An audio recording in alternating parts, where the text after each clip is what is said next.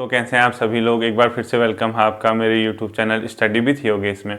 आज की वीडियो थोड़ा सा आप लोगों के लिए जो नॉर्मल टाइम है उसके कंपैरिजन में लेट हो गई है, तो कभी कभी ऐसा चल सकता है, लेकिन वीडियो स्किप नहीं होगी। ठीक है, डेली आप लोगों को वीडियोस मिलेगी। आज जो हम लोगों का सेशन है वो देहरादून जिले का अंतिम सेशन है। इसको शुरू करने से पहले बहुत ही महत्वपूर्ण बात सुनना जो सबके लिए इम्पोर्टेंट होने वाली है। ठीक है, क्योंकि आप लोग भी जानते हैं कि उत्तराखंड की जो किताबें हैं उसमें अलग अलग तथ्य आप लोगों को देखने को मिलते हैं। ठीक है, सबसे पहली चीज़ जो मैं आप लोगों का आज सही करूँगा वो है FRI को लेकर, यानी फॉरेस्ट रिसर्च इंस्टीट्यूट को लेकर।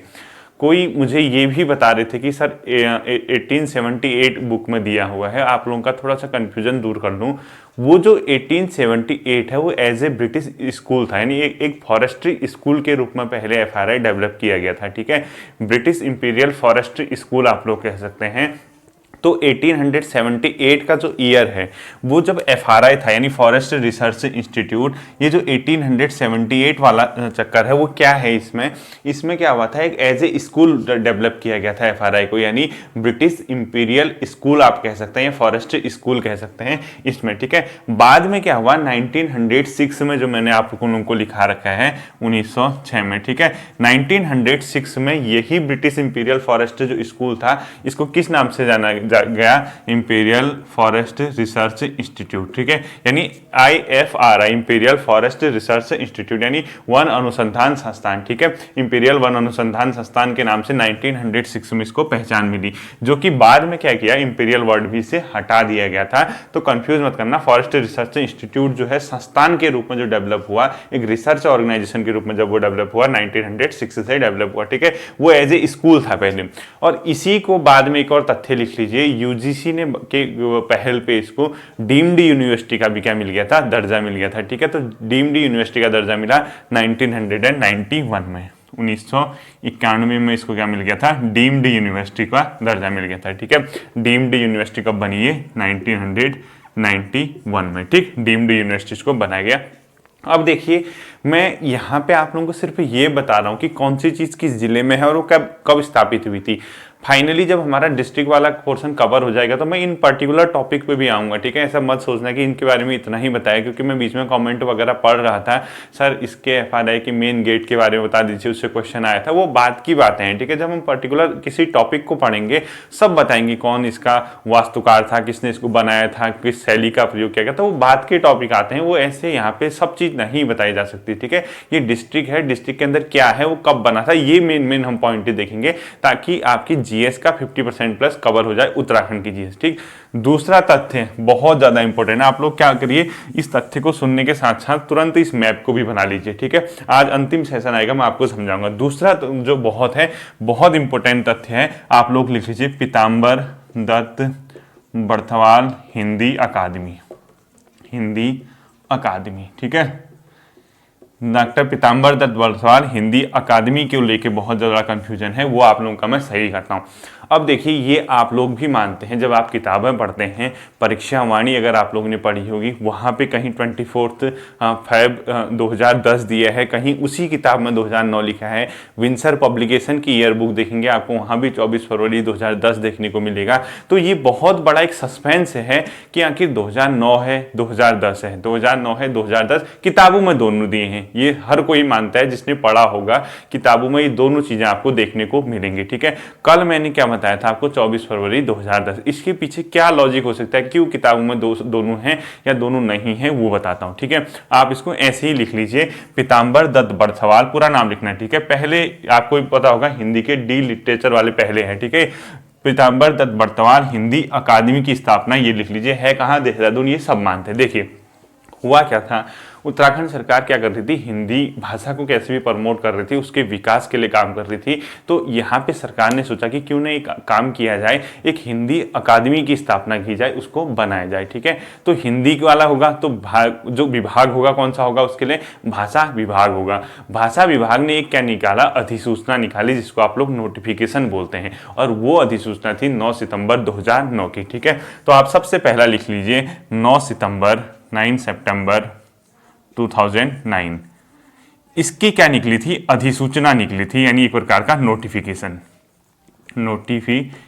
ठीक है, तो इसकी नोटिफिकेशन निकाला और इस नोटिफिकेशन में यह कहा गया कि इस अधिसूचना के द्वारा, शब्द ध्यान से सुनना, इस अधिसूचना के द्वारा एक क्या बनाई जाएगी, उत्तराखंड में हिंदी अकादमी की स्थापना की जाएगी। ठीक है, तो इसके ही द्वारा 9 सितंबर 2009 की अधिसूचना के द्वारा हिंदी अकादमी की स्थापना की गई। तो जब हिंदी अकादमी के लिए नोटिफिकेशन जारी हो गया तो काम करना शुरू हो गया। ठीक है, अगर डेट पेपर में पर्टिकुलर ये आती है 9 सितंबर 2009, तो आप लोग हिंदी अकादमी की स्थापना कब जाएंगे, 2009 में जाएंगे। ठीक है, पीताम्बर दत्त बर्थवाल हिंदी अकादमी की स्थापना 9 सितंबर 2009 के नोटिफिकेशन से। आगे बढ़ने की बात क्या किया कि 2010 में भाषा विभाग ने एक और अधिसूचना जारी कर दी, एक और नोटिफिकेशन निकाला। वो निकाला था 11 फरवरी 2010 को। और इस भाषा विभाग के लिए भी जो आपका ये हिंदी अकादमी, इसके लिए क्या जारी कर दी, नियमावली जारी कर दी। यानी नियमावली होती है किसी भी चीज़ की, इसके क्या काम होंगे, कैसे वर्क करेगा, इसके मेंबर कौन होंगे, कहाँ से इसको फंडिंग होगी, हर चीज़ की एक क्या होता है, नियमावली होती है। तो 11 फरवरी 2010 को भाषा विभाग ने इसकी नियमावली बना दी। ठीक है, क्या किया, 11 फरवरी 2010 को इसकी क्या बनी थी, नियमावली बनी थी,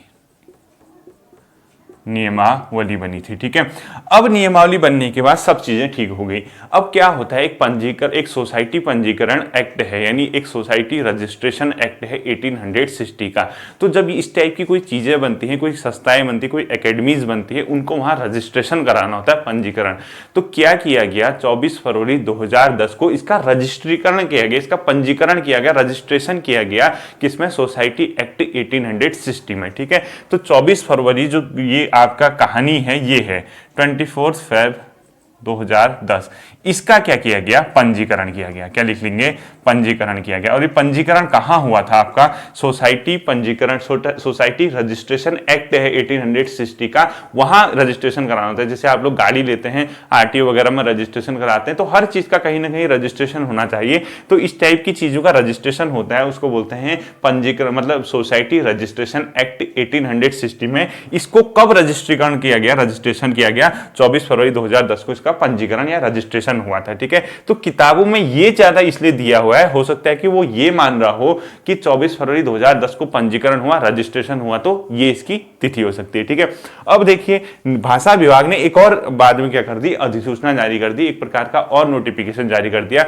और वो था 4 अक्टूबर 2010 का। और उस अधिसूचना में ये कहा गया कि जो हिंदी अकादमी होगी, इसका नाम पीताम्बर दत्त बर्थवाल के नाम पे होगा। ठीक है, तो इतना नोट करने के बाद लास्ट पॉइंट इसी में लिख लीजिए, 4 अक्टूबर 2010 की अधिसूचना। किसकी अधिसूचना, यानी नोटिफिकेशन किसका, भाषा विभाग का। ठीक है, अधिसूचना से इस हिंदी अकादमी का नाम क्या कर दिया गया, पीताम्बर दत्त बर्थवाल, यानी पीडी बर्थवाल हिंदी अकादमी, हिंदी अकादमी। ठीक है, अकादमी, ये कर दिया गया। ठीक है, अब देखिए ये तो अधिसूचना थी, ये इसका क्या था, नोटिफिकेशन कब का था, 4 अक्टूबर 2010 का। हो सकता है आप लोगों की कहीं किताब में 2011 लिखा हो। अब इसके बारे में क्या सच है क्या झूठ है मैं नहीं जानता हूं। आप लोग एक काम करना, इसकी ऑफिशियल वेबसाइट पे जाके देखना। ऑफिशियल वेबसाइट क्या करेंगे आप, पीताम्बर दत्त बर्थवाल हिंदी अकादमी का सर्च करना।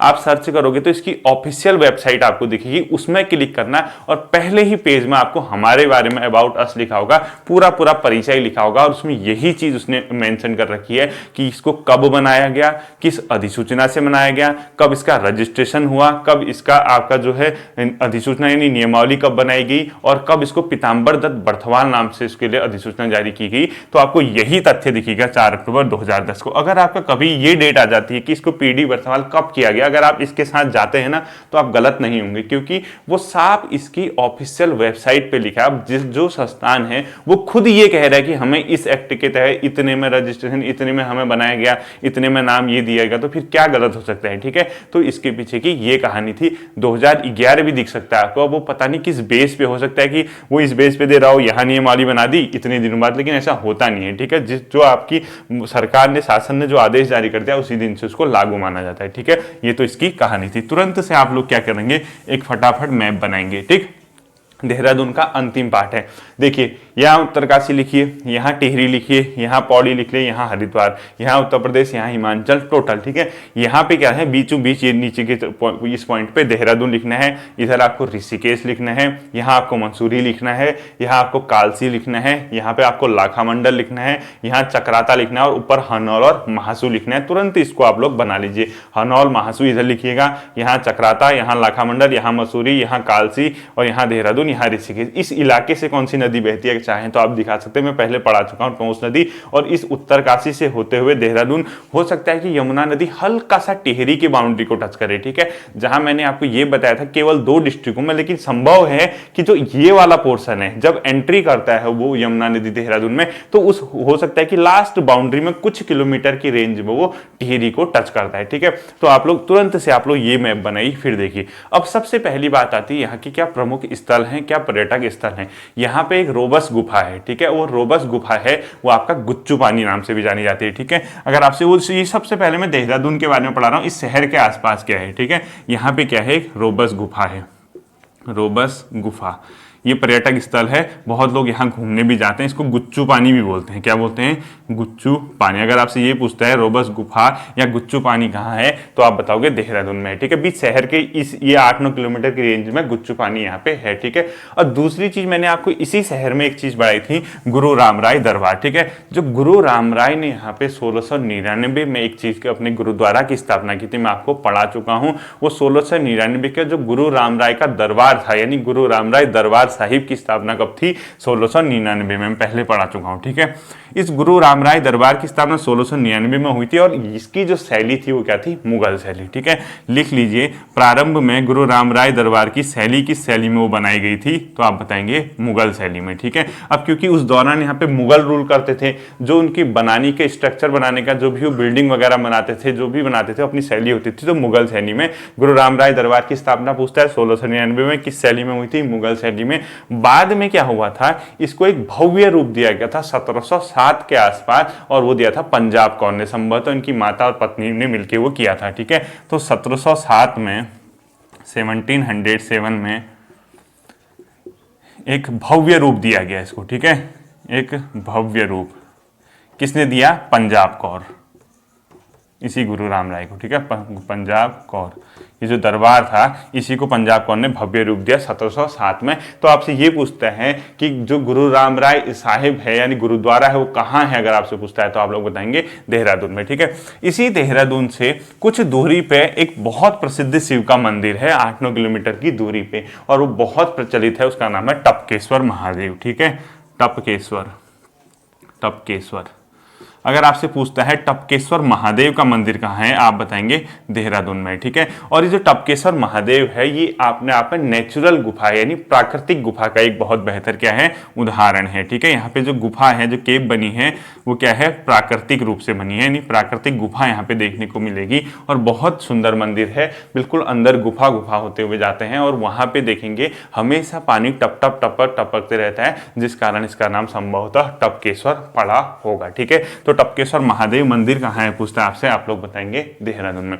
इस टपकेश्वर महादेव के अलावा इस देहरादून में, यहाँ पे देहरादून में एक और चीज है, उसका नाम है चंद्रबानी, यानी चंद्रबनी। ठीक है, चंद्रबनी याद रखना, चंद्रबानी अलग है, चंद्रबनी यहाँ पे है। ठीक, चंद्रबनी भी कहाँ पे है पूछता है आपसे, देहरादून में। अब ये जो चंद्रबनी है, बताया जाता है कि इस जगह पे महर्षि गौतम ने अपने पत्नी और बच्ची के साथ जो थे, महर्षि गौतम ने यहाँ पे तपस्या की थी, और इसीलिए यहाँ पे एक क्या है, अपने आप में गौतम मतलब क्या है, गौतम कुंड भी यहाँ पे माना जाता है। ठीक है, तो चंद्रबदनी कहाँ है पूछता है तो आप बताएंगे देहरादून में है, और जो चंद्रबदनी है इसी के पास क्या है, एक गौतम कुंड है। ठीक है, इस गौतम कुंड के पास, ठीक है, इस चंद्रबदनी वाली जगह पे महर्षि गौतम ने, ब्रैकेट में लिख लीजिए, महर्षि गौतम ने यहाँ पर तपस्या की थी। ठीक है, तो यहाँ पे एक क्या है, कुंड है जिसका नाम है गौतम कुंड। ठीक, ये चंद्रबदनी भी कहाँ पड़ता है आपका, चंद्रबनी भी, सॉरी चंद्रबनी है, चंद्रबदनी, चंद्रबनी लिखा है मैंने, ये भी कहाँ पड़ता है आपका, देहरादून में। अब इस देहरादून के पास ही एक बहुत प्रचलित पर्यटक स्थल है जो बहुत लोग वहां पे घूमने भी जाते हैं, उसका नाम है सहस्त्रधारा। ठीक है, ये सहस्त्रधारा संभवतः इसलिए कहते हैं कि यहाँ पे अनेक सी 100 धाराएं आती हैं, इसलिए इसको संभवतः सहस्त्रधारा कहा जाता होगा। और ये क्यों जाना जाता है सहस्त्रधारा, क्योंकि इसका जो वाटर है वो गंधक युक्त है। ठीक है, तो अगर आपसे ये पूछते हैं किस धार कहाँ पे आपका गंधक युक्त पानी देखने को मिलता है, तो आप क्या बताओगे, सहस्त्रधारा। और सहस्त्रधारा कहाँ पड़ता है पूछते हैं, तो आप लोगों का सीधा सीधा आंसर क्या होना चाहिए, देहरादून में पड़ता है। और संभवतः 100 अलग अलग प्रकार की धाराएं यहाँ पे बहती हैं, इसीलिए इसको क्या कहते हैं, सहस्त्रधारा भी कहा गया होगा। तो गंधक युक्त पानी के लिए ये सहस्त्रधारा जाना जाता है। जो कहाँ है पूछता है, तो वो भी कहाँ है, देहरादून में। ठीक, अब देखिए यहाँ का जो इलाका है, जो हरिद्वार, पौड़ी और ये देहरादून का ये वाला जो पोर्शन है, पूरा इधर का इलाका, ये अपने आप में राजाजी नेशनल पार्क है। ठीक है, कब बना था, 1983 में। कि इसकी जो क्षेत्र पहले मैं बता चुका हूँ 820 किलोमीटर स्क्वायर के आसपास है। कब उसको टाइगर रिजर्व घोषित किया ये भी बता चुका हूँ, 2015 15 अप्रैल। इसको जो राजाजी नेशनल पार्क है, 3 वन्य जीव विहार थे, उन सबको मिला के एक बनाया गया। तो अगर आपसे पूछता है राजाजी नेशनल पार्क का जो बना था वो किन किन को मिलकर के बना था, आप बताओगे मोतीचूर, चिला और राजाजी। ठीक है, तो आप लिख लीजिए राजाजी का, राजाजी नेशनल पार्क है, राजाजी नेशनल पार्क ये किन किन से मिलके बना है पूछता है, तो आप बताओगे मोतीचूर, चिला और राजाजी। ठीक है, और राजाजी, इन 3 से मिलके पूरा एक नेशनल पार्क ही बनाया गया था। इन तीनों को मर्ज करते हुए राजाजी नेशनल पार्क बनाया गया था। और राजाजी नेशनल पार्क कब बना, 1983 में। ठीक है, कब टाइगर रिजर्व घोषित किया बताया था, 2015 में। एरिया कितना है बताया था, 820 किलोमीटर स्क्वायर। ठीक है, ये मैं आपको सब पढ़ा चुका हूँ। ये तो किसके बारे में था, राजाजी नेशनल पार्क के। जब आप यहाँ से हरिद्वार से, मतलब ये देहरादून से हरिद्वार की ओर जाओगे, तो एक बच्चों मतलब थोड़ा सा लोग इंजॉय करने जाते हैं, थोड़ा घूमने आमने जाते हैं। यहाँ पे एक फन वैली भी है। ठीक है, हरिद्वार वाली रोड में। वो इतना ऐसा क्वेश्चन पूछेगा नहीं कि फन वैली कहाँ है ये। ठीक, एक यहाँ पे प्रपात है, उसका नाम है टाइगर प्रपात। ठीक है, अगर आपसे पूछता है टाइगर प्रपात कहाँ है, क्या लिखोगे, टाइगर प्रपात। टाइगर प्रपात भी कहाँ है पूछता है, तो आप लोग बताएंगे देहरादून में टाइगर प्रपात है।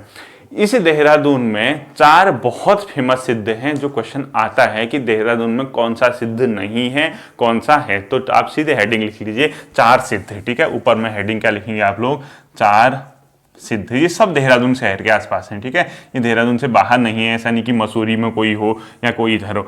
एक पहला लिख लीजिए आप, लक्ष्मण सिद्ध। ठीक है, जो लक्ष्मण सिद्ध है, इस देहरादून से जब हरिद्वार की ओर जाएंगे आप, तो हरिद्वार जाने से पहले, डोईवाला से पहले जंगलों में जो है, ठीक है, हर्रावाला के पास एक जगह पड़ती है, वहां पे क्या है, जंगल के बीच बीच लक्ष्मण सिद्ध है। ठीक, लक्ष्मण सिद्ध। ठीक है, पहला सिद्ध। 4 सिद्ध हैं। दूसरा यहाँ पे एक है कालू सिद्ध। क्या लिखेंगे आप लोग, कालू सिद्ध, कालू सिद्ध। ठीक है, एक लक्ष्मण सिद्ध हो गया, एक कालू सिद्ध हो गया।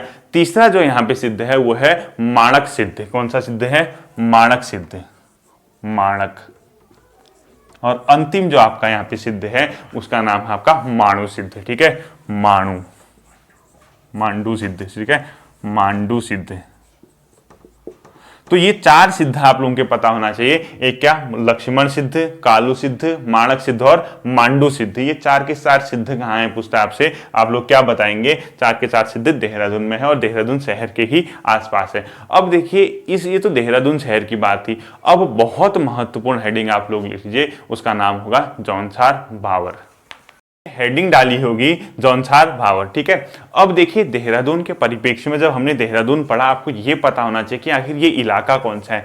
जो ये देहरादून शहर से 70-80 किलोमीटर दूर जाओगे तो आपको ये वाला जो पूरा पोर्शन दिख रहा है, जो हिमाचल वगैरह से लगता है और जो ये पूरा नॉर्थ की ओर लगता है, उत्तरकाशी वगैरह, ये पूरा इलाका जो है इसके परिप्रेक्ष्य में क्या कहलाता है, जौनसार भावर कहलाता है। ठीक है, यानी जो कालसी, चक्राता, लाखा मंडल, महासू, हनौल वाला जो पूरा इलाका है, इस पूरा इलाके को, डाक पत्थर वगैरह से ऊपर को, ये सारा का सारा इलाका क्या कहलाता है इस परिप्रेक्ष्य में, जौनसार भावर कहलाता है। ठीक है, अब हमारा क्वेश्चन यहां से कोई ना कोई दिखता है पेपर में, हम लोग वो देखेंगे। पहला देखिए यहाँ पे है कालसी, और यहाँ कौन सी नदियां बहती हैं, इधर ये तो यमुना बहती है, और यहाँ से कौन सी आती है, आपका टोंस नदी आती है। मैं इनको पहले आपको पढ़ा चुका हूं। ठीक है, ध्यान से देखना, दिमाग में इस मैप को छाप लो। अब देखो कैसे, अगर आप ये खुद सोचो, अगर किताब से वन लाइनर आप पढ़ने में लगे रहते कि देहरादून को कौन सी जिले की सीमाएं नहीं छूती है, इतना रटते, कभी वहां पे पेपर में सही होने के चांसेस कम रहते हैं। अब पूरा ढंग से पता चल गया, यहाँ हरिद्वार है, यहाँ पौड़ी है, इधर टिहरी है, यहाँ उत्तरकाशी, खुद दिमाग में बैठ जाता है देखते देखते। ठीक है, पहला क्या आता है आप लोगों का इस जौनसार भावर के इलाके में? पहली चीज कालसी लिख लीजिए। क्या लिखेंगे?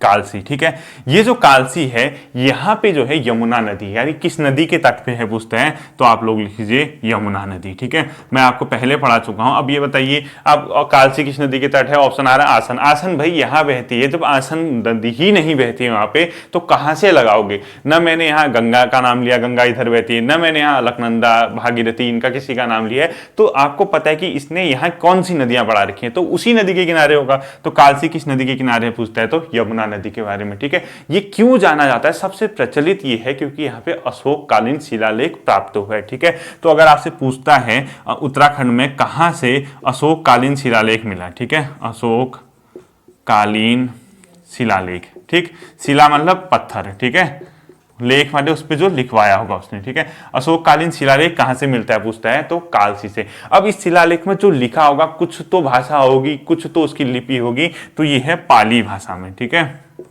पाली भाषा, और ये परीक्षावाणी से मैंने कोट किया था। ठीक, और दूसरी से इसकी लिपि है वो है कौन सी? ब्राह्मी लिपि। कौन सी लिपि है? ब्राह्मी लिपि। ठीक, ये भी परीक्षावाणी से कोट किया गया है। ठीक है, तो अशोक कालीन शिलालेख कहां से प्राप्त हुआ है पूछता है, कालसी से। कालसी किस नदी के किनारे? यमुना नदी। कालसी किस जनपद में? देहरादून में। कालसी देहरादून के किस इलाके में? जौनसार भाबर में। कालसी से क्या प्राप्त हुआ? अशोक कालीन शिलालेख। अशोक कालीन शिलालेख जो देहरादून में प्राप्त हुआ, किस भाषा में? पाली भाषा में। उसकी लिपि क्या है? ब्राह्मी लिपि। सिंपल सोचने से इतनी चीजें आप लोगों की बन गई। ठीक है, कालसी के बाद एक बहुत प्रचलित दूसरा इलाका इस क्षेत्र में पड़ता है, और वो यहाँ पे पड़ता है, देखिए लाखा मंडल, इस वाले इलाके में। ठीक है, याद रखना कहां कौन सी चीज पढ़ लिए, लाखा मंडल। ठीक है, जो ये लाखा मंडल है, ये दो नदियों के तट पे, एक तो यमुना प्लस रिखनाड़ नदी है यहाँ पे। ठीक है, रिखनाड़, जो यमुना और रिखनाड़ नदी है उनके तट पे कौन सा है? आपका लाखा मंडल पाया जाता है। ठीक है, जो लाखा मंडल है इधर है, और यमुना प्लस रिखनाड़ नदी के पास ये लाखा मंडल है। ठीक है, बताया जाता है कि जो महाभारत काल में जो लाक्षागृह बनाया था, इसी लाखा मंडल, लाक्षागृह आप सब लोग जानते हैं, पांडवों को मारने के लिए कौरवों द्वारा एक कुचक्र रचा गया था, जहां पे उनको आग से जलाकर मारा जाना था। ठीक है, यानी उस बिल्डिंग में पूरी आग लगानी थी। बताया जाता है, अब है नहीं है, ये तो नॉर्मल सी कहने की बात है। ठीक है, कि यहाँ पे ही महाभारत काल में लाक्षागृह बनाया गया था, इसी लाखा मंडल के पास। ठीक है, और यमुना और रिखनाड़ नदी के तट पे ये लाखा मंडल है। ठीक है, अब ये देखो लाखा मंडल क्यों जाना जाता है? मूर्तियों को यहाँ पे जो है बहुत ज्यादा मात्रा में क्या मिल रखी है? मूर्तियां मिली है, और उसी मूर्तियों को पाए जाने के कारण संभवतः लाखों मूर्तियां पाई गई, इसीलिए इसका नाम यहाँ पे लाखा मंडल पाया गया। ठीक है, तो ये क्यों प्रचलित है? मूर्तियों के लिए। ठीक है, मूर्तियों की प्राप्ति हेतु प्रचलित की प्राप्ति हुई, यहाँ पे लाखों मूर्तियां मिली हैं, इसीलिए संभवतः इसको क्या कहते हैं? लाखा मंडल कहते हैं। ठीक है, ये तो किसके बारे में था? लाखा मंडल। अब देखिए, इस लाखा मंडल में उत्तराखंड शैली का एक शिव मंदिर भी बना है। ठीक है, और ये बताया जाता है कि जब शिवलिंग में आप पानी डालोगे तो आपको अपना स्वयं का प्रतिबिंब दिखेगा। ठीक है, तो जो लाखा मंडल है, यहाँ पे आप लोगों को क्या बताया जाएगा? एक शिव मंदिर, जो कि किस शैली का है? उत्तराखंड शैली का। ठीक है, उत्तराखंड शैली का लिख लीजिए, शिव मंदिर उत्तराखंड शैली का यहाँ पे शिव मंदिर है, बताया जाता है। ठीक, और जब आप इस शिवलिंग में पानी डालते हैं तो ये भी कहा जाता है कि इसमें स्वयं का प्रतिबिंब दिखता है। ठीक है, उसको नोट कर लीजिए। यहाँ पर मान्यता है कि जब हम शिवलिंग में पानी डालते हैं तो स्वयं का प्रतिबिंब दिखता है। ठीक है, तो ये किसके बारे में था? लाखा मंडल यहाँ पे है। और एक तीसरी बहुत फेमस चीज है यहाँ पे, और उसका नाम है हनौल। ठीक है, हनौल क्या है? जौनसारियों का, यानी जौनसार वालों का सबसे बड़ा तीर्थ स्थल है। ठीक है, क्या लिखोगे आप? जौनसार का सबसे बड़ा तीर्थ स्थल, सबसे बड़ा तीर्थ स्थल है। ठीक है, तीर्थ स्थल है। ठीक, ये है हनौल। देखिए, जो उत्तरकाशी और जो देहरादून की यहाँ पे सीमाएं हैं, इस इलाके में देखिए आप लोग, ये पूरा इलाका कौन सा है? ये जो नॉर्दर्न पोर्शन है दून का, वहाँ देहरादून का, वहाँ पे ही हनौल है। और हनौल क्या है? जौनसारियों का सबसे बड़ा तीर्थ स्थल है। और यहाँ पे एक बहुत प्रचलित मंदिर है, वो है महासु देवता का। ठीक है, बहुत पेपर में आता है। तो यहाँ पे क्या है? महासु मंदिर, महासु देवता का मंदिर। ठीक है, देवता का सबसे बड़ा मंदिर है, सब महासु देवताओं का सबसे बड़ा मंदिर, गढ़वाल में चालदा भी कहते हैं इसको। अब देखिए हनौल क्या है, जौनसार भाबर का सबसे बड़ा तीर्थ स्थल, महासु देवता का यहाँ पे मंदिर पाया जाता है, ठीक है, हनौल यहाँ पे। अब देखिए जो ये हनौल है किस नदी के किनारे पूछता है, तो इस इलाके में जो है कौन सी आपकी टोंस नदी है, ठीक है। ये हनौल के पास कौन सी नदी है, टोंस नदी, टोंस नदी। ये तो किसके बारे में था, हनौल के बारे में। और जौनसार भाबर का एक अंतिम चीज है, उसका नाम है बैराटगढ़। बैराटगढ़ भी कहाँ पड़ता है, जौनसार भाबर में पड़ता है, यानी देहरादून में पड़ता है, ठीक है, यानी देहरादून जिले से संबंधित है। क्या है, बैराटगढ़, ठीक। और ये बैराटगढ़ बताया जाता है कि एक महाभारत काल में जो कुलिंद राजा विराट था उसकी ये क्या हुआ करती थी, राजधानी हुआ करती थी। और क्योंकि कुलिंद राजा जो विराट था उसी की पुत्री उत्तरा जो थी, उसी के साथ अर्जुन के पुत्र का क्या हुआ था, विवाह हुआ था, ठीक है। तो जो बैराटगढ़ है ये अपने आप में क्या है, मतलब किस चीज के लिए जाना जाता है, ये जौनसार भाबर का स्थल है। और ये कुलिंद टाइम पे क्या था, अपने आप में किसका स्थल हुआ करता था ये बैराटगढ़। ये मतलब यहाँ पे किसकी, जो बैराटगढ़ है उत्तरा थी अर्जुन की, ये उत्तरा थी, विराट राजा जो विराट था बैराटगढ़ में, उसकी पुत्री जो थी उत्तरा, उसके साथ किसका विवाह था, अभिमन्यु का, ठीक है। ये तो किसके बारे में हो गया आप लोगों के बारे में, जौनसार भाबर के प्रमुख स्थल।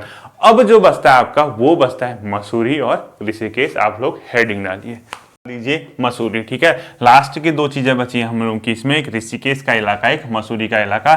फिर मान के चलिए देहरादून डिस्ट्रिक्ट के बारे में इतनी ही जानकारी है। अदर जो चीजें होंगी जो छूटी होंगी, ये मत सोचना कुछ भी छूट रहे हैं, ठीक है, वो तो हमारे अदर टॉपिक है। तो हम डिस्ट्रिक्ट के बारे में, जैसे बेसिकली लोग क्या पढ़ाते हैं डिस्ट्रिक्ट में, ये चीज यहाँ पे, ये चीज यहाँ पे है, तो मैं कोशिश कर रहा था कि मैक्सिमम चीजें कवर हो जाएं। जो छूटी हैं वो तो पर्टिकुलर टॉपिक आएगा ही आएगा, यातायात हो या कुछ भी हो, ठीक है, मंदिर समूह हो, मंदिर पढ़ाऊंगा, सब चीज आएगा, ठीक। मसूरी को आप लोग सब जानते हैं कि क्या कहते हैं, पहाड़ों की रानी, पहाड़ों की रानी, हर किसी को ये पता है बचपन से, ठीक है, स्कूल टाइम से आप लोगों को आता होगा, पहाड़ों की रानी मसूरी को कहते हैं, ठीक है। ये जो मसूरी है इसकी खोज माना जाता है कि 1825 में कैप्टन यंग द्वारा की गई थी, ठीक, कैप्टन यंग द्वारा इसकी क्या की गई थी, खोज की गई थी, ठीक है। 1825 में क्या हुई थी, इसकी खोज बताया जाता है कि किसने की थी, कैप्टन यंग। और ये मैंने परीक्षावाणी से कोट किया है, ठीक है, कैप्टन यंग द्वारा इसकी क्या की गई थी, खोज की गई थी। ये जो इलाका है बताया जाता है कि मसूरी में जो तिब्बत का जो दलाई लामा जी थे वो सबसे पहले यहीं आके बसे थे, और उन्होंने यहाँ पे तिब्बत की पहली निर्वासित सरकार का गठन किया था। क्योंकि वो चीन से भागते हुए, तिब्बत से भागते हुए उन्होंने भारत में शरण ली। उसके बाद बताया जाता है कि तिब्बत में ही उन्होंने सबसे पहले तिब्बत की मतलब मसूरी में सबसे पहले तिब्बत की निर्वासित सरकार का गठन किया, ठीक है। तो लिख लीजिए, तिब्बत की निर्वासित सरकार का गठन यहीं हुआ था। निर्वासित, जो वहां से निर्वासित कर दिए जाते हैं, ठीक है, निर्वासित वहां से भाग गए थे हिसाब से, चलो, सरकार का गठन यहीं पे हुआ था। कहाँ हुआ था, मसूरी में पहली बार। उसके बाद तो बाद में हिमाचल धर्मशाला में शिफ्ट हो गए थे, ये आप लोग सब जानते हैं, ठीक है। पहली बार इसमें इसका गठन हुआ था। अब देखिए ये जो मसूरी है, जैसे आप लोग यहाँ पे है, यहाँ से आप टिहरी और उत्तरकाशी वगैरह का पूरा रूट निकलता है, तो इसको बताया जाता है कि गंगोत्री और यमुनोत्री का प्रवेश द्वार भी है। क्योंकि आप यहाँ पे मसूरी है, जैसे ही आप इससे बाहर निकलेंगे आपका टिहरी जिला शुरू हो जाएगा, और वहीं से आप गंगोत्री यमुनोत्री के लिए जाते हैं। तो क्या कहा जाता है इसके बारे में कि ये क्या है, गंगोत्री व यमुनोत्री, ठीक है, जो कि दोनों कहाँ पड़ते हैं, उत्तरकाशी में, का प्रवेश द्वार, का प्रवेश द्वार भी इसको क्या कहा जाता है, मसूरी को कहा जाता है, ठीक है। अब इसके आसपास कुछ पर्वत हैं, कुछ पहाड़ियां हैं, जिसमें एक लाल टिब्बा है, गनहिल की पहाड़ियां हैं, दोनों कहाँ हैं आपका, मसूरी में, ठीक है। लाल टिब्बा संभवतः इनकी सबसे ऊंची चोटी है, लाल टिब्बा और गनहिल की पहाड़ियां, गनहिल पहाड़ियां, गनहिल पहाड़ियां और लाल टिब्बा दोनों कहाँ है आपका, मसूरी में। इस गनहिल पहाड़ी को तोप टिब्बा भी कहते हैं, ठीक है, क्या कहते हैं, तोप टिब्बा, तोप टिब्बा, ये दो के दो कहाँ है, मसूरी में, ठीक है। अब यहाँ पे जो मंदिर हैं, एक आध मंदिर है इसी के आसपास, हालांकि सुरकंडा वगैरह वो सब टिहरी में पड़ता है, वो बाद में आऊंगा, क्योंकि मसूरी जैसे ही आप बाहर निकलोगे दूसरा जिला शुरू हो जाता है, ठीक है। तो यहाँ पे एक भद्रराज का मंदिर है, एक ज्वाला जी का मंदिर भी पाया जाता है, एक भद्रराज लिख लीजिए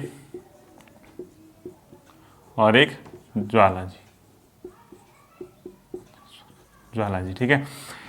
अब एक चीज ध्यान रखना, एक फैक्ट छूट गया था, एक बहुत आप लोग जैसे जो देहरादून का है या जो देहरादून आता है, जो मसूरी घूमने जाते हैं आप लोग, एक मंदिर दिखता होगा आपको स्टार्टिंग देहरादून छोड़ते ही मसूरी रोड में, उसका नाम है प्रकाशेश्वर मंदिर। ठीक है, वो प्रकाशेश्वर मंदिर जो है वो देहरादून से जैसे ही मसूरी रूट पे जाओगे आप वहां पे दिखता है, कभी पूछ भी सकता है। ठीक है, प्रकाशेश्वर महादेव का मंदिर कहाँ पे है, तो आप लोग क्या कहेंगे, देहरादून में। ठीक है, उसका नाम है प्रकाशेश्वर मंदिर। ठीक है, वो मैं मंदिर वाले में आपको बता दूंगा जब पढ़ाऊंगा। ठीक, अब देखिए जो मसूरी है, मसूरी के बारे में तो आपको ये फैक्ट थे। अब आता है आपका ऋषिकेश। ऋषिकेश किस नदी के तट पे है, देखिए यहाँ पे कौन सी है, एक तो गंगा नदी है, पहले मैं आपको बता चुका था। ठीक है, ऋषिकेश दो नदी के तट पे, गंगा प्लस चंद्रभागा, ये दो नदियां कहाँ पे हैं, ऋषिकेश पे। ठीक है, गंगा और चंद्रभागा नदी के तट पे क्या है, ऋषिकेश है, वो यहाँ पे दिखता है। इसका जो पहले या पुराणों में जो नाम है, कुब्जाभ्रक भी इसका नाम बताया जाता है। ठीक है, पुराणों में इसका नाम अगर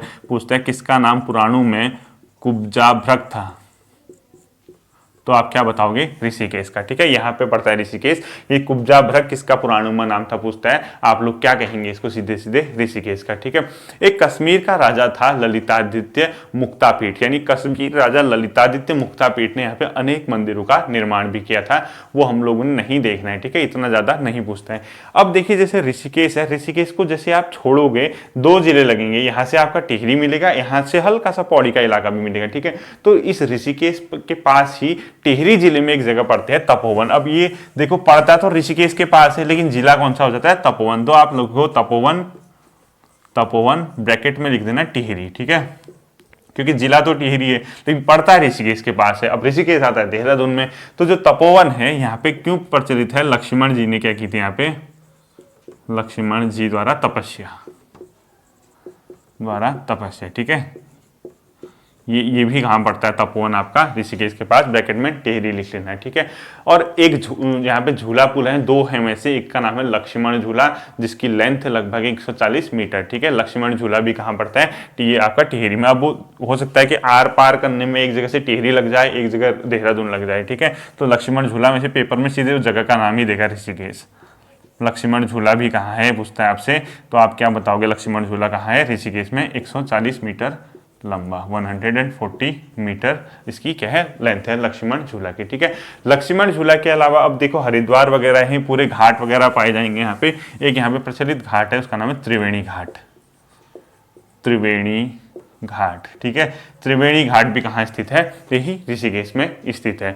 नीलकंठ महादेव मंदिर सभी ने नाम सुना है, नीलकंठ महादेव मंदिर कहाँ है, पेपर में पूछता है, तो वो है पौड़ी गढ़वाल में, वो ऋषिकेश से टच करता है। और जो पौड़ी गढ़वाल में वो शंभु विशंभु नामक क्या है, दो पर्वत है, शंभु मतलब शंभु निशंभु। ठीक है, आप लिख लीजिए नीलकंठ महादेव, नीलकंठ महादेव। ठीक है, ये जो नीलकंठ महादेव है ब्रैकेट में लिखना पौड़ी गढ़वाल, जिला तो कौन सा आएगा, पौड़ी गढ़वाल। अब वो पहाड़ी में है, उस पहाड़ी का नाम है, क्योंकि सब ऋषिकेश से टच करता है। ठीक है, पहाड़ी का नाम है शंभु निशंभु, शंभु निशंभु पहाड़ी पे क्या है, पौड़ी गढ़वाल में नीलकंठ महादेव है, यही कहीं पे है। ठीक है, टच करता हुआ है। अब देखिए जो ये है मतलब नीलकंठ है, पर नीलकंठ पर्वत मतलब जो यहाँ पे शंभु त्रिशंभु पर्वत है, इसी के बगल में एक और चीज है भरत मंदिर, इसी ऋषिकेश में, जो कि ऋषिकेश का सबसे प्राचीन क्या है, मंदिर है। ठीक है, अब आप लोग अगला हेडिंग लिख लीजिए, भरत, हेडिंग क्या, भरत मंदिर लिख लीजिए, डैश करना भरत मंदिर, क्या लिखोगे, सबसे प्राचीन मंदिर है। ठीक है, यहाँ ऋषिकेश में सबसे प्राचीन मंदिर। अगर आपसे पूछता है ऋषिकेश ये भरत मंदिर कहाँ है, आप क्या बताओगे, ऋषिकेश में है, और ये क्या है, सबसे प्राचीन मंदिर भरत मंदिर है। ठीक है, यहाँ पे एक शिवानंद आश्रम भी है, और मतलब शिवानंद झूला पुल भी है। उस शिवानंद जो आश्रम है यानी शिवानंद झूला है, उसको राम झूला भी बोलते हैं, याद रखना। ठीक है, राम झूला पुल भी कहाँ है, टिहरी में है, और इसको क्या भी बोलते हैं, शिवानंद झूला पुल। ठीक है, शिवानंद झूला को ही क्या बोलते हैं, राम झूला, राम झूला, ये भी कहाँ है, ऋषिकेश में है। ठीक है, ये आप लोग याद रखना। और आज के दिन के जो अंतिम फैक्ट हैं, एक शत्रुघ्न मंदिर लिख लीजिए, एक शिवपुरी लिख लीजिए, जो कि आपका अंतिम फैक्ट है आज के दिन का। ठीक है, शत्रुघ्न मंदिर कहाँ है, ऋषिकेश में, शत्रुघ्न मंदिर। ठीक, ये भी कहाँ है, ऋषिकेश में है। और एक अंतिम चीज है शिवपुरी, ये क्यों जाना जाता है शिवपुरी, रिवर राफ्टिंग के लिए। ठीक है, रिवर राफ्टिंग।